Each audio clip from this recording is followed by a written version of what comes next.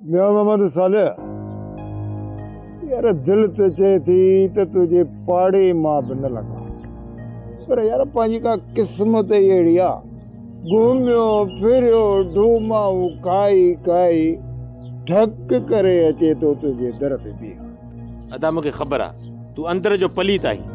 बाबा मां आहियां खरो माण्हू दिल में पाण कंहिंजी ॻाल्हि का रखो ई कोन जेको वात में ईंदो आहे न उहो असली मुंहं ते वहाए कढंदो आहे मुनाफ़िकी पाण खां पुॼी कोन। हा तगिया मां तुंहिंजे पितन खां वाक़ुफ़ आहियां। यार छा ॿुधाए सालिया चोरो मारो चरियाणो वारस विहणो ॾिए कोन थो असली बाहि ॿारे वेठो आहे चए थो मामे खां तारीख़ वठी ॾे त मां शादी कयां जान छुटे ॾियो। अदा तगिया मूं त इनकार कयो ई न। सदोरी वारस जो नालो थी ॿुधे असुल ॿेर ते चढ़ियो थी वञे।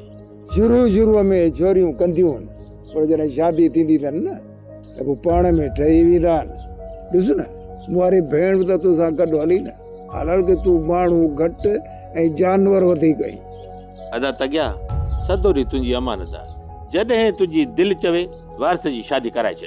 बाबा मां वारिस सां शादी कॾहिं कोन कंदीसांइ।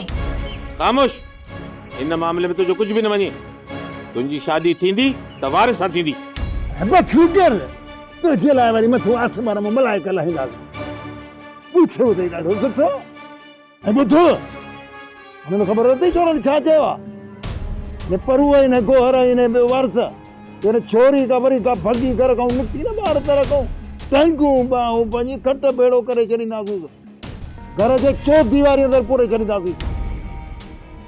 अॻु साल वरी बि चवां थो त छोरीअ जे मथां अखि रखजांइ ईअं न थिए जो वरी ॿीहर टांगी बूथ ते मले वञे अॻे ई बूथ ते तए जहिड़ो। अदा तगिया तूं हाणे फिक्र न कर हाणे असांजो अखियूं खुलियल आहिनि। ॿुध मुंहिंजे ख़्याल में त मथे हफ़्ते तारीख़ ॿधी छॾियूं त बहितर आहे। जेका तुंहिंजी मर्ज़ी अदा मां हाज़िर आहियां।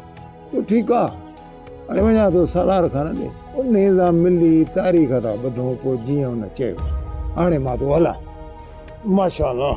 ठीकु आहे अदा जेॾां पेर तेॾां ख़ैर।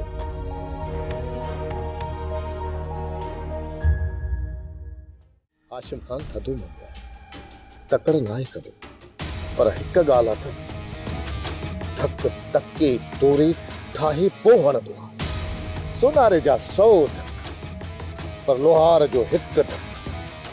हाशिम खान धक ज़रूर कंदो। हल तली हाशिम सां ॻाल्हायूं था वधीक मां हिन सालार खे आज़ाद घुमंदे नथो ॾिसी सघां। हल मूंसां हली आ। सोप सीरियल सिंध जाई तमाम एपिसोड्स ॾिसो हाणे HD क्वालिटीअ में। विज़िट करियो असांजो YouTube channel Sindh TV HD drama.